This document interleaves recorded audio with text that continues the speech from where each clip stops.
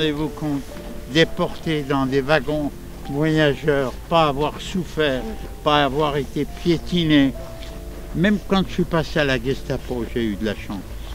Parce que je n'ai pas subi ce que d'autres résistants ont subi aux interrogatoires.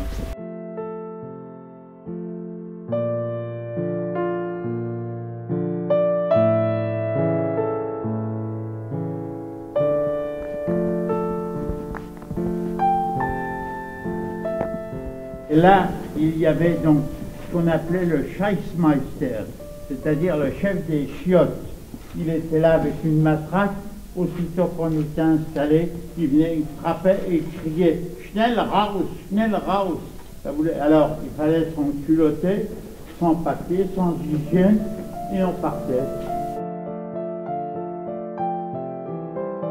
Il me demande si j'ai tué des gens, si je suis croyant, si j'en veux aux Allemands, est-ce que je sais, moi, ils posent des questions, des fois des questions en dessous,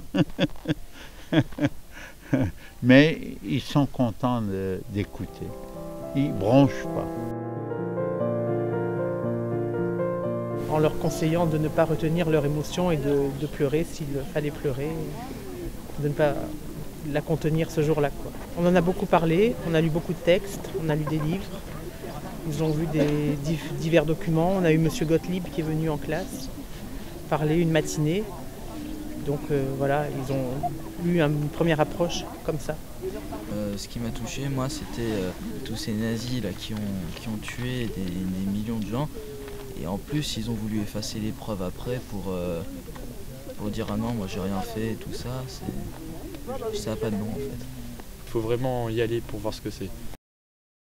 Au moment du mois d'août 1944, j'ai vu arriver les transports de juifs hongrois directement, chambre à gaz, directement. Et à l'époque, ils n'arrivaient pas à brûler tout le monde dans les fours crématoires. Ils ont fait les fosses crématoires et ont jeté les gens pour les brûler plus vite. Hein. Quand j'allais à l'école, on m'appelait sale polac, fous le camp dans ton pays, que tu viens manger le pain des Français. Puis après, quand Hitler est venu au pouvoir, on ne m'appelait plus sale polac, on m'appelait sale juif. Puis après, il y a eu 1938, la nuit de cristal en Allemagne. Et alors là, on ne m'appelle plus sale juif, on m'appelait sale youpin. Surtout éviter d'employer les mots que je viens d'employer. Ça fait mal, hein, quand on est gosse et puis qu'on vous traite de sale youpin.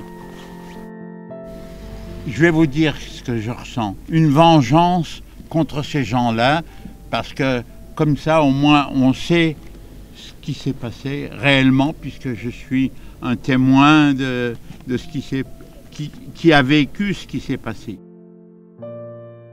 Moi, je suis arrivé avec un camion ici. De Birkenau, on nous a emmenés en camion au bloc 14, au premier étage. J'étais donc au bloc 14A. Eh oui, oh, c'était terrible ce qu'ils ont fait là-dessus.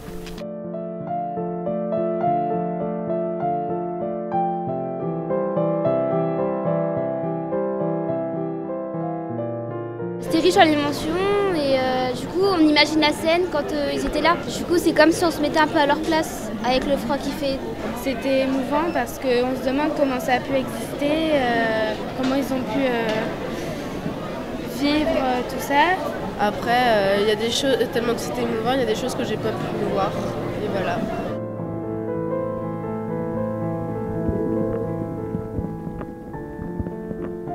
Une des pièces qui m'a marquée, c'est donc la première baraque qu'on a vue, je crois. Et il y avait plein de tableaux, de portraits d'enfants qui ont été déportés. Et il y en avait, donc voilà, ils avaient même pas 1 an ou 5 ans. Et je trouvais ça m'a vraiment touchée. Quelques endroits dans Switch qui m'ont marqué, c'est les cheveux et les chambres à gaz, parce qu'on pense dans la chambre à gaz qu'il y a des millions de gens qui sont morts par les nazis. Après, il y avait des genres de boîtes où ils vivaient à 4, mais c'était à 1 mètre carré, c'était pas plus, il y avait à 4 dedans. Voilà, c'était horrible quoi. Et moi, l'avenir, maintenant, à moins que lui là-haut, il me laisse tranquille, qu'il ne m'emmène pas au paradis ou à l'enfer. L'enfer, c'était ici. Mais combien de temps je resterai encore, mais j'irai jusqu'au bout.